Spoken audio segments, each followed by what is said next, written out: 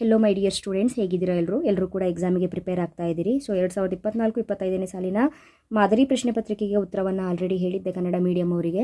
ಈಗ ನೀವು ಎಕ್ಸಾಮಿಗೆ ಪ್ರಿಪೇರ್ ಆಗ್ತಾ ಇರೋದ್ರಿಂದ ಬಹುಮುಖ್ಯ ಪ್ರಶ್ನೆಗಳು ಯಾವುದು ಅನ್ನೋದಕ್ಕೆ ಒಂದು ಐಡಿಯಾ ನಿಮಗೆ ಬರುತ್ತೆ, ಓದ್ಕೊಳ್ಳೋದಕ್ಕೆ ಹೆಲ್ಪ್ ಆಗುತ್ತೆ ಅನ್ನುವಂಥ ಕಾರಣಕ್ಕೆ 2024ರ ವಾರ್ಷಿಕ ಪರೀಕ್ಷೆಯ ಪ್ರಶ್ನೆ ಪತ್ರಿಕೆ ಏನಿದೆ, ಈ ಒಂದು ಪ್ರಶ್ನೆ ಪತ್ರಿಕೆಯಲ್ಲಿ ಯಾವ ರೀತಿಯ ಪ್ರಶ್ನೆಗಳು ಬಂದಿದೆ, ಹೇಗೆ ಓದ್ಕೊಳ್ಬೇಕು, ನೀವು ಯಾವುದು ಇಂಪಾರ್ಟೆಂಟ್ ಅಂತ ಅನಲೈಸ್ ಮಾಡೋದಕ್ಕೆ ನಿಮಗೆ ಹೆಲ್ಪ್ ಆಗಲಿ ಅನ್ನುವಂಥ ಕಾರಣಕ್ಕೆ ಈ ಒಂದು ಪ್ರಶ್ನೆ ಪತ್ರಿಕೆಯಲ್ಲಿರುವಂತಹ ಪ್ರಶ್ನೆಗಳು ಯಾವುದು ಅನ್ನೋದನ್ನು ಉತ್ತರ ಸಹಿತ ಹೇಳ್ತಾ ಇದ್ದೀನಿ. ವೀಡಿಯೋಸ್ಗಳನ್ನ ಮಿಸ್ ಮಾಡದೆ ವಾಚ್ ಮಾಡಿ. ಅದ್ರ ಜೊತೆಗೆ ನಿಮಗೆ ಕನ್ನಡ ಮೀಡಿಯಂ ಅವರಿಗೆ 2 ಅಂಕದ ಬಹುಮುಖ್ಯ ಪ್ರಶ್ನೆಗಳು, 4 ಅಂಕದ ಬಹುಮುಖ್ಯ ಪ್ರಶ್ನೆ ಹಾಗೂ 8 ಅಂಕದ ಬಹುಮುಖ್ಯ ಪ್ರಶ್ನೆಗಳನ್ನ ಸಪ್ರೇಟಾಗಿ ವಿಡಿಯೋ ಮಾಡಿ ಅಪ್ಲೋಡ್ ಮಾಡ್ತೀನಿ. ಆ ವಿಡಿಯೋಸ್ಗಳನ್ನ ಮಿಸ್ ಮಾಡದೆ ವಾಚ್ ಮಾಡಿ, ಓಕೆ ಅಲ್ಲ. ಇಲ್ಲಿ ಭಾಗ ಎ ಯಲ್ಲಿ ಬಹು ಆಯ್ಕೆ ಪ್ರಶ್ನೆಗಳನ್ನ ಕೇಳುವಂಥದ್ದು ಗೊತ್ತಿದೆ, ಪ್ಯಾಟರ್ನ್ ಹೇಗಿರುತ್ತೆ ಅಂತ ನಿಮಗೆ. ಮೊದಲ ಪ್ರಶ್ನೆ: ಜನರು ಬೇರೆಯವರಿಗಾಗಿ ಕೆಲಸ ಮಾಡಿ ಸಂಭಾವನೆಯನ್ನು ಪ್ರತಿಫಲವಾಗಿ ಪಡೆಯುವ ಕಸುಬನ್ನು ಹೀಗೆ ಎಂದು ಕರೆಯಲಾಗುತ್ತದೆ. ಉದ್ಯೋಗ. ಕೂಡು ಬಂಡವಾಳ ಕಂಪನಿಯ ನಿರ್ದೇಶಕರ ಮಂಡಳಿಯನ್ನು ಆಯ್ಕೆ ಮಾಡುವವರು ಷೇರುದಾರರು. ಮೂರನೇ ಪ್ರಶ್ನೆ: ಬಹುರಾಷ್ಟ್ರೀಯ ನಿಗಮದ ಕೇಂದ್ರೀಕೃತ ನಿಯಂತ್ರಣ ವ್ಯವಸ್ಥೆಯಲ್ಲಿ ನಿಯಂತ್ರಣ ಹೊಂದಿರುವವರು ಮುಖ್ಯ ಕಚೇರಿ. ಡಿಟಿಎಚ್ ಸೇವೆಯನ್ನು ಒದಗಿಸುವ ಸಂಸ್ಥೆಗಳು ಸೆಲ್ಯುಲಾರ್ ಕಂಪನಿಗಳು. ಸ್ಥಿರ ಆಸ್ತಿಯ ಖರೀದಿಗೆ ಬೇಕಾಗಿರುವ ಹಣಕಾಸು ಇದಕ್ಕೆ ಉದಾಹರಣೆ. ಸ್ಥಿರ ಬಂಡವಾಳದ ಅವಶ್ಯಕತೆ. ನೆಕ್ಸ್ಟು ಬಿಟ್ಟ ಸ್ಥಳ ಪ್ರಶ್ನೆಗಳು. ವ್ಯವಹಾರ ಚಟುವಟಿಕೆಗಳನ್ನು ಕೈಗಾರಿಕೆ ಮತ್ತು ವಾಣಿಜ್ಯ ಎಂದು ವಿಂಗಡಿಸುತ್ತಾರೆ. ಉತ್ತರ ವಾಣಿಜ್ಯ. ಬಾಡಿಗೆ ವಿಮೆಯು ಡ್ಯಾಶ್ ಕಂಪನಿಗೆ ಬಾಡಿಗೆ ನಷ್ಟವನ್ನು ತುಂಬಿಕೊಡುತ್ತದೆ. ಹಡಗು ಕಂಪನಿಗೆ. ವಾಹನಗಳು ಹೊರಸೂಸುವ ಕಾರ್ಬನ್ ಮೊನಾಕ್ಸೈಡ್ನಿಂದ ಡ್ಯಾಶ್ ಉಂಟಾಗುತ್ತದೆ. ವಾಯುಮಾಲಿನ್ಯ. ಡ್ಯಾಶ್ ತನ್ನದೇ ಆದ ವ್ಯವಹಾರವನ್ನು ಸ್ಥಾಪಿಸುವ ಪ್ರಕ್ರಿಯೆಯಾಗಿದೆ. ಉದ್ಯಮಶೀಲತೆ. ಒಂದೇ ಗುಂಪಿನ ಸರಕುಗಳನ್ನು ಮಾರಾಟ ಮಾಡುವ ಅಂಗಡಿಗಳು ವೈಶಿಷ್ಟ್ಯತೆಯ ಅಂಗಡಿಗಳಾಗಿವೆ. ಹೊಂದಿಸಿ ಬರೆಯಿರಿ. ಕರ್ತ, ಇದಕ್ಕೆ ಉತ್ತರ ಅವಿಭಕ್ತ ಹಿಂದೂ ಕುಟುಂಬ. ಪ್ಲಾಸ್ಟಿಕ್ ಹಣ, ಕ್ರೆಡಿಟ್ ಅಥವಾ ಡೆಬಿಟ್ ಕಾರ್ಡುಗಳು. ಪರಿಚಯ ಪತ್ರಿಕೆ, ಸಾರ್ವಜನಿಕ ಕಂಪನಿ. ಬಹುಶಾಖಾ ಅಂಗಡಿ, ಚಿಲ್ಲರೆ ಅಂಗಡಿಗಳ ಜಾಲಬಂಧ. ಆಮದು ವ್ಯಾಪಾರ, ಇದಕ್ಕೆ ಉತ್ತರ ಪ್ರವೇಶ ಪತ್ರ. ಹಾಗೂ 1 ಅಂಕದ ಪ್ರಶ್ನೆಗಳು. ಶಾಸನಬದ್ಧ ನಿಗಮಗಳಿಗೆ ಒಂದು ಉದಾಹರಣೆ LIC ಆಗುತ್ತೆ. ವ್ಯವಹಾರದ ಹಣಕಾಸು ಎಂದರೇನು? ಯಾವ ವರ್ಷದಲ್ಲಿ MSMED ಕಾಯ್ದೆಯನ್ನು ಜಾರಿಗೆ ತರಲಾಯಿತು? 2006. ಆಂತರಿಕ ವ್ಯಾಪಾರ ಎಂದರೇನು? ಆಂತರಿಕ ವ್ಯಾಪಾರ, ರಫ್ತು ವ್ಯಾಪಾರ ಎರಡೂ ಕೂಡ ಗೊತ್ತಿರಬೇಕು. ಒಂದು ದೇಶದ ಭೌಗೋಳಿಕ ಗಡಿಯೊಳಗೆ ನಡೆಯುವ ಸರಕುಗಳ ಹಾಗೂ ಸೇವೆಗಳ ಕೊಳ್ಳುವಿಕೆ ಹಾಗೂ ಮಾರಾಟಗಳನ್ನು ಆಂತರಿಕ ವ್ಯಾಪಾರ ಎನ್ನುವರು. FDI ಅನ್ನು ವಿಸ್ತರಿಸಿ ಬರೆಯಿರಿ. ಫಾರಿನ್ ಡೈರೆಕ್ಟ್ ಇನ್ವೆಸ್ಟ್ಮೆಂಟ್, ವಿದೇಶಿ ನೇರ ಹೂಡಿಕೆ. ಹಾಗೂ ಭಾಗ ಬಿ ಯಲ್ಲಿ ಕೇಳಿರುವಂತಹ 2 ಅಂಕದ ಬಹುಮುಖ್ಯ ಪ್ರಶ್ನೆಗಳು. ಇದು ಹೋದ ವರ್ಷ ಕೇಳಿರೋದು. ಇದ್ರ ಜೊತೆಗೆ 2024-25ನೇ ಸಾಲಿನ ಪ್ರಶ್ನೆ ಪತ್ರಿಕೆಯಲ್ಲಿ 2 ಅಂಕದ ಪ್ರಶ್ನೆಗಳೇನಿದೆ ಅದು ಕೂಡ ಬಹುಮುಖ್ಯವಾಗಿರುತ್ತೆ ನಿಮ್ಮ ವಾರ್ಷಿಕ ಪರೀಕ್ಷೆಗೆ. ಮೊದಲ ಪ್ರಶ್ನೆ: ವ್ಯವಹಾರ ನಷ್ಟ ಭಯದ ಯಾವುದಾದರೂ 2 ಕಾರಣಗಳನ್ನು ತಿಳಿಸಿ. ವ್ಯವಹಾರ ನಷ್ಟ ಭಯದ ಕಾರಣಗಳು: ನೈಸರ್ಗಿಕ ಕಾರಣಗಳು, ಮಾನವ ಕಾರಣಗಳು. ನೈಸರ್ಗಿಕ ಕಾರಣಗಳಲ್ಲಿ ಪ್ರವಾಹ, ಭೂಕಂಪ. ಮಾನವ ಕಾರಣಗಳಲ್ಲಿ ಕಾರ್ಮಿಕರ ಮುಷ್ಕರ. ಅಥವಾ ನೀವು ಈ ರೀತಿಯಾಗಿ ಡೈರೆಕ್ಟ್ ಆಗಿ ಪಾಯಿಂಟ್ ಅನ್ನು ಬರೀಬಹುದು. ಸರಕುಗಳ ಪೂರೈಕೆಯ ವಿಳಂಬ, ಮಾರುಕಟ್ಟೆಯಲ್ಲಿ ಬೆಲೆ ಕುಸಿತ. ಮುಂದಿನ 2 ಅಂಕದ ಪ್ರಶ್ನೆ: ಸಹಕಾರ ಸಂಘಗಳ ಅರ್ಥವನ್ನು ಬರೆಯಿರಿ ಅಂತ ಇದೆ.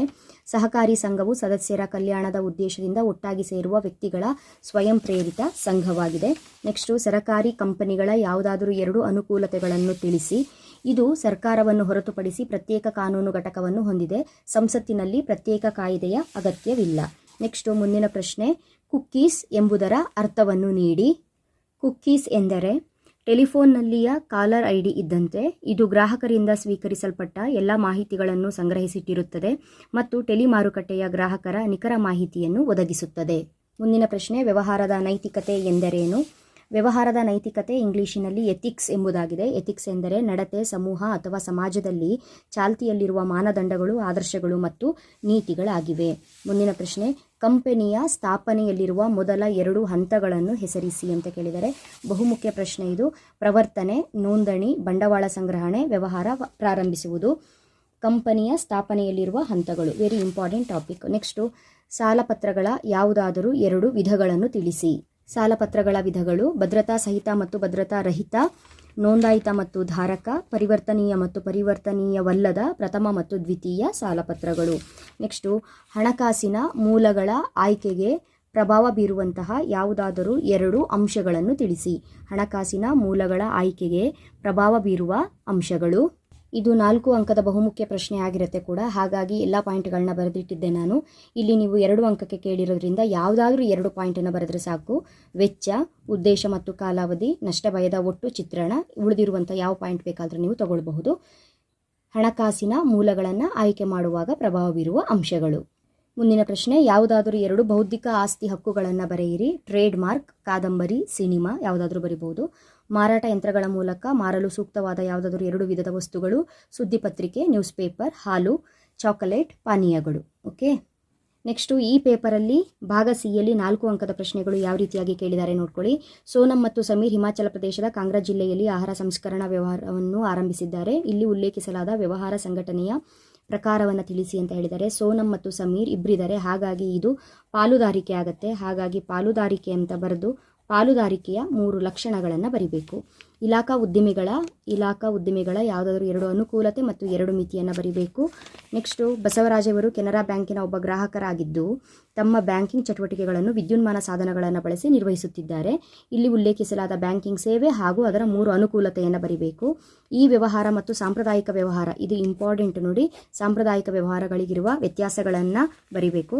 ಸಾಮಾಜಿಕ ಹೊಣೆಗಾರಿಕೆಯ ಪರವಾದ ಮತ್ತು ವಿರುದ್ಧವಾದ ಏನಿದೆ ಅದು ಕೂಡ ಓದ್ಕೊಳ್ಬೇಕು. ಕಂಪನಿಯ ಮನವಿ ಪತ್ರ, ಇದು ತುಂಬ ಇಂಪಾರ್ಟೆಂಟು. ಕಂಪನಿಯ ಮನವಿ ಪತ್ರದ 4 ಕಲಮಗಳನ್ನು ಸಂಕ್ಷಿಪ್ತವಾಗಿ ವಿವರಿಸಿ. ಅದೇ ರೀತಿಯಾಗಿ ಇಲ್ಲಿ ಅಂತಾರಾಷ್ಟ್ರೀಯ ವ್ಯವಹಾರದಲ್ಲಿ ಪ್ರವೇಶಿಸುವ ಯಾವುದಾದರೂ 4 ಕ್ರಮಗಳನ್ನು ಸಂಕ್ಷಿಪ್ತವಾಗಿ ಬರೆಯಿರಿ. ಕಿರು ಟಿಪ್ಪಣಿ ಕೂಡ ಇಂಪಾರ್ಟೆಂಟ್ ಆಗುತ್ತೆ. ಇದು 2ನ್ನು ಬಿಟ್ಟು ಉಳಿದಿರೋ ಕಿರು ಟಿಪ್ಪಣಿಗಳನ್ನು ನೋಡ್ಕೊಳ್ಬೇಕಾಗತ್ತೆ. ಹಾಗಾಗಿ ಉಳಿದಿರೋ ಪ್ರಶ್ನೆಗಳ ಮೇಲೆ ಜಾಸ್ತಿ ಕಾನ್ಸಂಟ್ರೇಟ್ ಮಾಡಿ.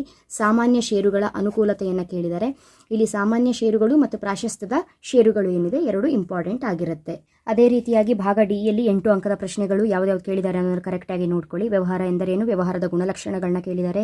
ಹಾಗೆ ವ್ಯವಹಾರದ ಉದ್ದೇಶ ಕೂಡ ತುಂಬ ಇಂಪಾರ್ಟೆಂಟು. 2ನೇ ಅಧ್ಯಾಯದಲ್ಲಿ ಏಕವ್ಯಕ್ತಿ ಮಾಲೀಕತ್ವ ಸಂಸ್ಥೆ ಕೇಳಿದ್ದಾರೆ. ಈ ಒಂದು ಅಧ್ಯಾಯದಲ್ಲಿ 4 ಅಂಕ 8 ಅಂಕ 2 ಕಡೆ ಪ್ರಶ್ನೆಗಳು ಬರೋದ್ರಿಂದ ಈ ಅಧ್ಯಾಯವನ್ನು ಚೆನ್ನಾಗಿ ಓದ್ಕೊಳ್ಳಿ. ಮುಂದಿನ ವಿಡಿಯೋದಲ್ಲಿ 4 ಅಂಕ ಹಾಗೂ 8 ಅಂಕದ ಬಹುಮುಖ್ಯ ಪ್ರಶ್ನೆಗಳು ಯಾವುದು ಅನ್ನೋದನ್ನ ಹೇಳ್ತೀನಿ. ಆಲ್ರೆಡಿ ಮಾದರಿ ಪ್ರಶ್ನೆ ಪತ್ರಿಕೆಯಲ್ಲಿರುವ ಪ್ರಶ್ನೆಗಳಿಗೆ ಉತ್ತರವನ್ನು ಹೇಳಿರೋದ್ರಿಂದ ಆ ಪ್ರಶ್ನೆಗಳನ್ನ ಫಾಲೋ ಮಾಡಿ. ಓಕೆನಾ? ಮುಂದಿನ ವಿಡಿಯೋದಲ್ಲಿ ಮತ್ತೆ ಸಿಗ್ತೀನಿ. ಅಲ್ಲಿವರೆಗೂ ಚೆನ್ನಾಗಿ ಓದ್ಕೊಳ್ಳಿ. Thank you. All the best.